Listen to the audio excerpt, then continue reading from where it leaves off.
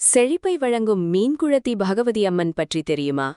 பல நூற்றாண்டுகளுக்கு முன்பு தமிழ்நாட்டின் சிதம்பரம் பகுதியில் வைர வணிகம் செய்து வந்த 3 குடும்பங்கள் கடுமையான பஞ்சத்தால் தங்கள் வாழ்வாதாரத்தை இழந்தனர்.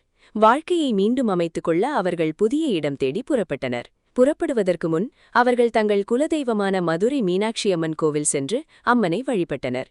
அப்போது அந்த குடும்பத்திலிருந்த ஒரு இளைஞன் கோவில் பொற்றாமரை குளத்திலிருந்து ஒரு சிறிய கல்லை எடுத்துக்கொண்டு அதை அம்மனாக நினைத்து தன்னுடன் வைத்துக் கொண்டான். அவர்கள் பல நாட்கள் பயணம் செய்து இறுதியில் கேரளாவின் வளமிக்க நிலமான பாலக்காடு அருகே உள்ள ஒரு இடத்தை அடைந்தனர். அங்கே தங்கி மீண்டும் வைர வணிகத்தை தொடங்கி நாளடைவில் செழித்து வளரத் தொடங்கினர். அந்த இளைஞன் எங்கு சென்றாலும் அந்த கல்லை அம்மனாக நினைத்து வழிபட்டான்.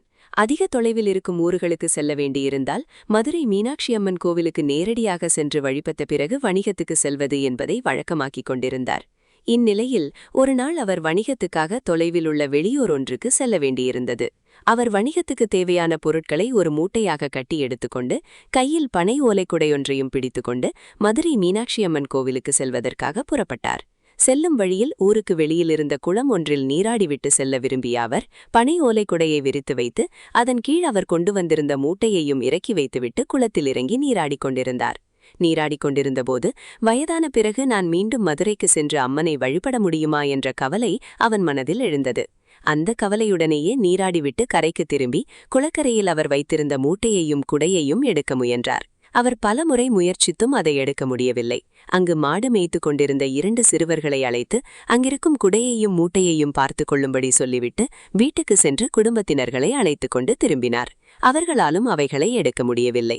அந்த நேரத்தில் அந்த இடத்தில் ஒரு அதிசயம் நடந்தது. குடை இருந்த இடத்தில் ஒரு ஒளிவட்டம் தோன்றி மறைந்தது. அதன் அர்த்தத்தை அறிய அவர்கள் ஒரு ஜோதிடரை அழைத்தனர். அவர் தியானித்து இங்கே அம்மன் குடியேறியிருக்கிறார் என்றார். அந்த இடத்தில் அவர்கள் ஒரு கோவில் கட்டி அம்மனை வழிபடத் தொடங்கினர். குடை இருந்த இடத்தில் அம்மன் குடியேறியதால் அந்த ஊர் முதலில் குடைமண்ணு என்று அழைக்கப்பட்டது. காலம் கடந்தது. நூற்றாண்டுகள் ஓடியது. பின்னர் அம்மன் அர்ச்சகர் கனவில் தோன்றி தன்னை ஒரு பெரிய கோவிலுக்கு மாற்றுமாறு கூறினாள். அதன்படி ஊரின் நடுவில் ஒரு அழகான கோவில் கட்டப்பட்டது. இன்று நாம் தரிசிக்கும் மீன்குளத்தி பகவதி அம்மன் கோவில் அந்த தெய்வீக நிகழ்வின் சாட்சியாக உள்ளது. மீன்கள் நிறைந்த குளத்தின் அருகே அம்மன் தோன்றியதால் அவள் மீன்குளத்தி பகவதி அம்மன் என்று அழைக்கப்படுகிறாள். இக்கோவிலுக்கு வந்து வழிபடும் பக்தர்களுக்கு திருமண பேறு, குழந்தை பேறு ஆகியவை கிடைக்கும். மேலும் இங்கு வழிபடும் பக்தர்கள் எடுத்துக்கொண்ட முயற்சிகளில் வெற்றி கிடைக்கும் என்கின்றனர். இக்கோவிலில் இருக்கும் அம்மன் வணிகம் செய்து வந்த குடும்பத்தினரின் வணிகத்தை செழிக்க செய்தவர் என்பதால் இங்கு வந்து வழிபடும் வணிகர்களின் வணிகம் பெருகி செல்வம் அதிகரிக்கும் என்கின்றனர். இந்த மாதிரி ஆன்மீக கதைகள் தெரிஞ்சுக்க லைக், சப்ஸ்கிரைப், கமெண்ட் பண்ணுங்க.